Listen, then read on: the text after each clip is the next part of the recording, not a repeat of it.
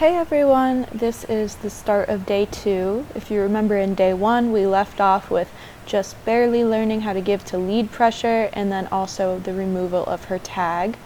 So today I just walk in straight up to her, petting on her face, seeing if I can just touch her with that lead rope. Very first thing I want to do is get that lead on her and see how much we remember from the previous day. So also, 2 things. If you notice, her mane is a little bit longer. I was able to get part of the dread out. So next time you get a good look at her, you can check that out, see how it's a little bit more untangled near her shoulder. And second thing is, whenever my horse spooks or snorts or something, sometimes I make a noise to replicate it, and that's mainly just to start getting her desensitized to all those noises and everything. And now you can see that I am working with the rope to do some desensitizing. So I don't necessarily want to lead her right away, I'm just getting her used to the motion of the swinging. And as you first saw when she moved away and got nervous, I kept swinging with no energy behind the rope until she kept her feet planted, and then I stopped.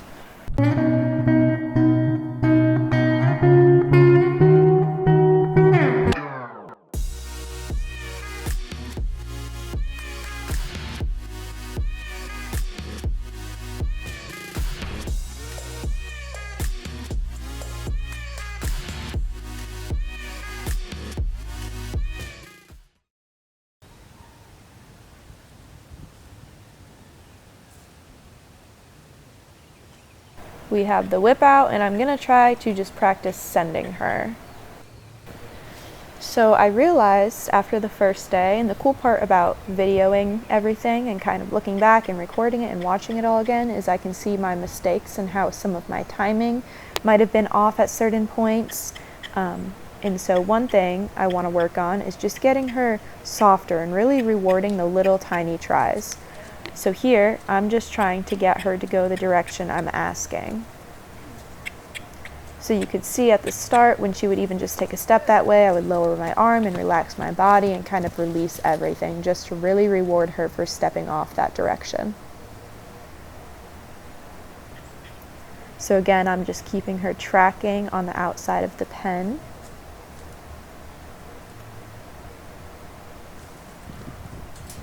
And she's doing a pretty good job. So now tracking to the right for her, she has a bit more energy. I kind of struggle with getting her to walk on this side. She's more nervous, so she tends to stay in the trot. So I know that's something we're going to have to work on later, is really solidifying that walk going to the right. See how even just a slight movement, she just picks up that pace. She's just nervous and unsure, and I can't blame her. It's only day 2. So now instead of leading, we try to go into yielding the hindquarters. Good. As soon as she gives, I release. You can see some licking and chewing there. She's like, okay, this is what we're working on. So again, I'll send her out.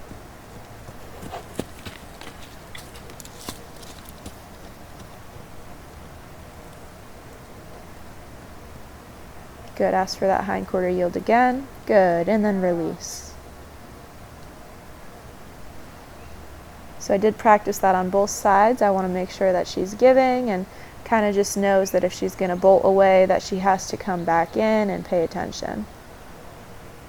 So now we're doing a little bit of desensitizing again, just rubbing the whip all over her. Make sure I give plenty of big releases when she stands still. For her, it seems to be once it's on her, she's okay and she accepts it, and maybe she's a little bit nervous, but she doesn't move around all too much, but just the approach of it, getting to her, is what makes her nervous. So I'm trying to break it down even more. And the other thing I like to do in my sessions is not necessarily work on just sending, okay, next thing, desensitizing, okay, next thing, leading. I like to mix it up and go back and forth between things. That kind of gives her a break within the sessions, but also not a complete break. She still has to be thinking and digesting and taking in other knowledge, if that makes sense at all. I think it makes sense to me to keep changing it up and not drill one thing constantly until she gets it. I think it's better to come back to it and work on other things in between. So I'm pretty happy with the progress today with the leading. You can tell it's still very she's still very pulled back and pretty much just wanting to barely move, but I like that she was able to do it a lot quicker. So right there, the leaves just kind of blew and she spooked at that. So I'm going to feel like I have quite a bit of desensitizing to do with this girl. And now we're on to working on yielding the hindquarters. So what I'm looking for are the front feet to stay relatively still and those hind feet to cross over. And she's really sensitive, so she just goes off of my body language. Right there, I had to bump her nose. I have to make sure she is not trying to block me from that side and put me on her other side. So that's something that you're going to see this mare tend to do quite a bit, is block me from one side when I'm trying to work on it and put me on the other side, so I have to make sure I stay strong with that. Biggest thing for that is keeping my arm up to block her. So she's not really liking that there. And now that makes me decide to move on to something else, which is just moving my arm up and down. Good. So this is horse training. This is just going from thing to thing. You don't necessarily, like I said, you don't drill one thing at a time. You kind of work on what's needed at the moment. So, like I said before, with the approaching her with objects, that made her nervous. So this is the same type of deal where something's moving, coming towards her kind of fast, and she gets nervous around it. So I'm going to keep doing it until she calms down some. The other thing that's really difficult with these wild ones in the gentling process is you're also trying to get them used to humans as you're training them. So that can be a bit trickier. Of course, we're off screen right now, but she ended up standing still pretty well for that. So then we went back to the whip and the rubbing. Not a big fan of it being on her hindquarters, so we're going to make sure to keep rubbing there. Try not to release until she stands still. Keep the whip on her in that part.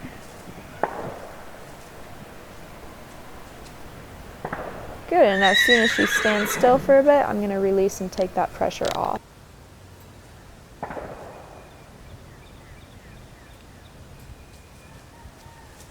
Good, so a lot of them are usually more sensitive around their hind end. That's kind of their defense tool if they use it, because it's pretty strong, so they tend to be more sensitive when you're trying to touch back there initially. So now we're working on that offside with all the whip rubbing. Really nice, and this is a good area where you can kind of see her mane and how it started to come down more. So there you saw me release the rope a little more, because instead of like locking down and fighting her, because I knew she had her neck leverage there, I let it go for a second and then caught her in a better place to yield those hindquarters. So I kind of had to figure out what type of releases and leading I needed to do there to kind of help her and not create a issue where she uses her neck as leverage. Good, and then we go back to some leading, get her back into the center, and then back to touching her with the whip. Again, you can see this is a big struggle for her right now, but I really want to make sure that we're solid on this before we move on to other desensitizing. That was a good shot for you guys to see where specifically I'm touching on her. That's kind of making her react. So now we're working on the chest. Super important to touch the legs with objects first before you try to touch that with your hand. Some Mustangs like to strike up and out at things that touch their chest or their front legs, so I'm seeing if she has any sort of reaction like that. She seemed pretty okay with that. Of course, normal moving away from the initial like, don't touch there, but she didn't have that striking reaction. So we messed with the rope a little bit here, just tossing it over her.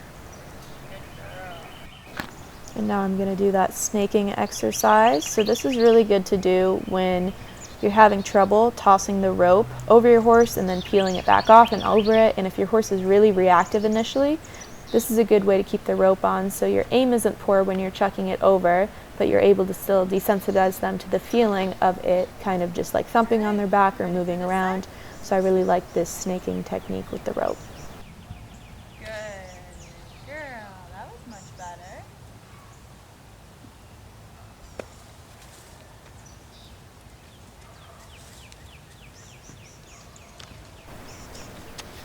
Good, and I love all the sloppy things the rope does, like when it comes around and touches the front legs, touches the back legs, touches the flank. I don't want to be super careful around her. So you can see my body language is pretty quiet. I'm just tossing, acting pretty casual about everything. You can see she's nervous. You can see her hind end kind of quivering. So I'm just trying to stick with it until I see some form of relaxation and she knows that I'm not trying to hurt her. Good.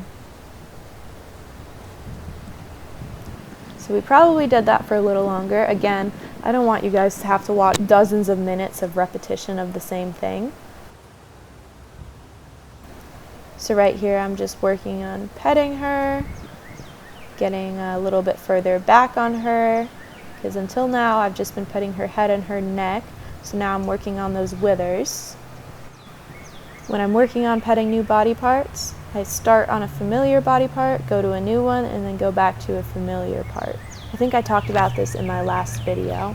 So I'm kind of starting at her neck, venturing back to her withers, maybe her girth area sometimes, on her shoulder, a little bit down her leg, and then releasing.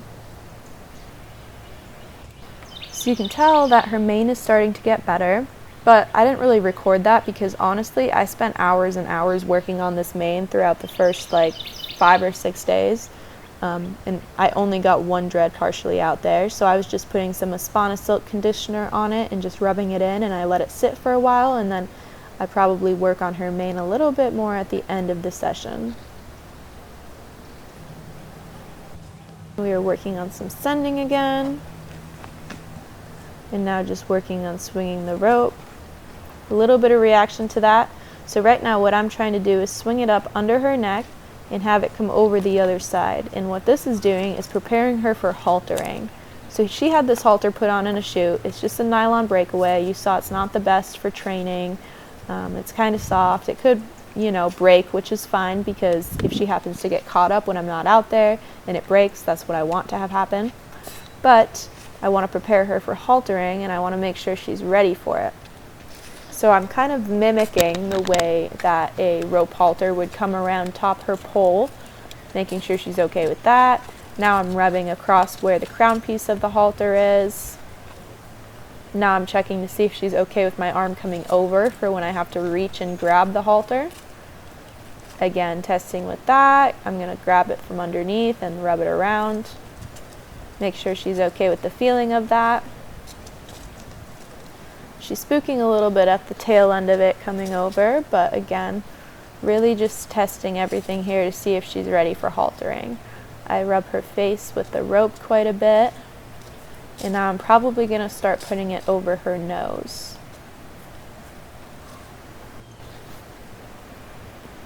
So I like that I'm able to put my hand on the nylon halter, I don't know if you guys just saw that right there, and tip her nose towards me a little bit. She knows enough of giving to that pressure, which is nice to see.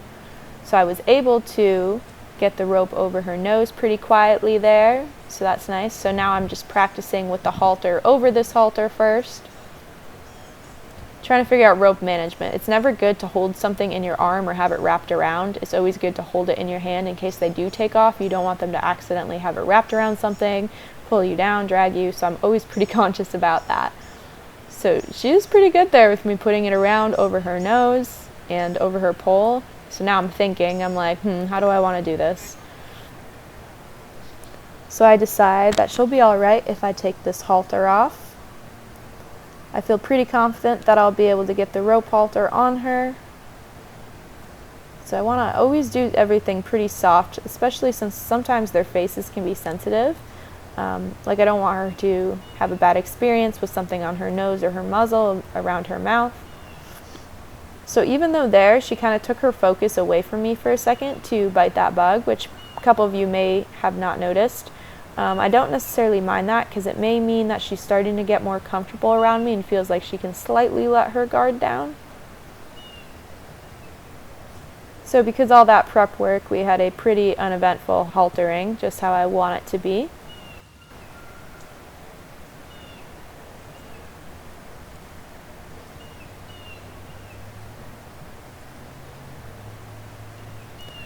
And she did really awesome. So now we have our rope halter on, and now I feel like I am ready to start practicing unhaltering and haltering her every day.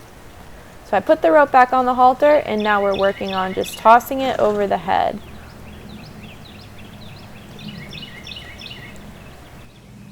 I remember that reaction from yesterday where she kind of took off, bolted, got the rope behind her, and then started bucking and kicking. So this is something I wanted to work on. I wanted to get that rope over to her other side just to let it sit there and for her to feel it. So you can see her reaction right there. She quickly turned to get out of it. She was like, oh, I don't like this feeling. And this is also really good to practice tossing ropes around over her head. You can see she's still a little flinchy to it, but honestly, she's not all that bad. This is where that snaking technique can come into play too. Good, I like that she gave to the pressure right there. And this is also preparing her for ground driving, or really if I were to drag something on her or drag something on the ground near her, if ropes were to touch her hind legs. What I'm trying to get her to do is send her away with that lead on the outside so I can get it just around her hind end.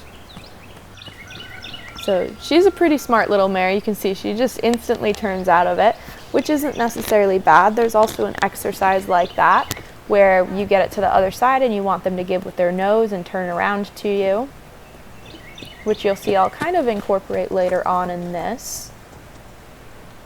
But first I just need to get her to the point where I have that rope over on the other side and I can get her moving around to give to it. Much better with it tossing over her head and her neck. Again, everything I'm trying to do is just to build her confidence and get her feeling a little bit more comfortable with me and desensitizing. So I had to get a little bit bigger there to get her to move out. Looks like we're going to start going this direction. And right now I'm just snaking and moving it around. And you can see she has a pretty big reaction to it being over there. Luckily, she's just kind of bunny hopping with her hind end. We haven't gotten too much crazy movement yet, but she definitely is nervous, as you can tell. So I am just going to keep it as loose as possible, let her get used to that feeling back there. Good, I like that she was thinking, came down to the trot. Now she's looking at me like, what the heck are we doing? So now she's in a bad position, so I'm going to have her keep going around a little bit longer. You can see I'm trying really hard to keep the slack in there. I don't want to pull yet. Good job. Good, and she's starting to move a little bit more comfortable. You can see she's still stepping weird with her hind end to try to avoid it. But now I'm going to add a little bit of pressure. She doesn't know if she likes that all too much. But I'm not pulling super hard, just having enough tension to keep the rope from drooping. There you go, good job. There we go, and she gave there, which was really nice. So now I need to get her to go the other direction, which she was kind of sticky at. You got it. Good, but she already seems to understand that the rope stays right there with her. She's not quite as nervous with it on this side, which is good to see. And she wanted to take off there, and she ended up kicking the rope right up under her tail. But what was surprising is she didn't actually clamp her tail down on it, which is sometimes the response these guys have, is they'll clamp their tail shut on it and really be stuck there for a couple minutes. So now I have to keep putting it down over there because every time she is kicked, it has came up off of her onto her butt. So I have to make sure it stays there so she doesn't think kicking gets it off. So then I had to hold a little bit of tension. Good, and she just gave to it really fast right there. Good girl. And she's like, what are we doing? This is so nervous. Yeah. Okay, so now I have her moving to it a little bit better. Oh, I wish you guys were able to see We ended that. decently on the rope behind the hind end. She's giving to the lead coming in That's a little the side better. that she normally gets stuck on. And yesterday, I'm not sure if it was caught on film because it happened over there, but when she bolted or spooked from me once, she ran and then she was able to get leverage by lifting her head up and tipping her neck just at the right way. And she did it once today when we were over there working on this exercise. So I wanted to make sure that she didn't, get away with that and realize that she can get away from giving to the pressure by just lifting her neck up and moving it. So I had to make sure that my angles were better. And today she actually, just right now, she sat there, she thought about it, and then she was like, maybe I should try what I normally have been doing. But I had my angle a little bit lower, so she wasn't able to get it over her hind end by herself. And then she figured out how to give to it with her face. Good, so I think the last thing I do for the day is introduce her to the ribbon wand, which I'll definitely have to do a lot more with later on. So first I'm just doing it by bringing it up to her face, having her sniff it, and then taking it away. And now I'm going to ask her to walk forward into it, but I'm going to continuously back up my feet so it gives her space to come in. Good, and first thing I'm going to do is again pet her in her most comfortable spot, which is her face. And honestly, she surprised me here. She didn't really have too big of a reaction. She's just looking at it. She may even be a little bit curious right here.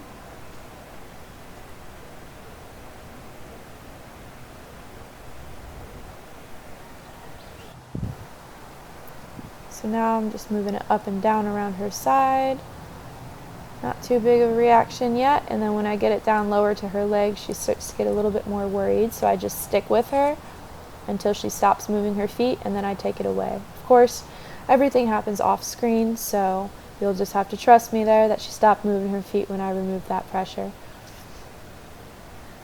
So again, moving it around her hind end, you can see she's getting nervous. She's like, oh, what do I do? So I keep moving it there, good, until she stands still and gives me just a tiny bit of relaxation. And when I went over to the other side, I did start initially moving the ribbon around and all, but then I also wanted to start working on touching her flank and her girth area, and I thought it was safer to do with this first. And it's a little bit sturdier than a carriage whip, so I thought it would feel more like a hand and I'd be able to add a little bit more pressure.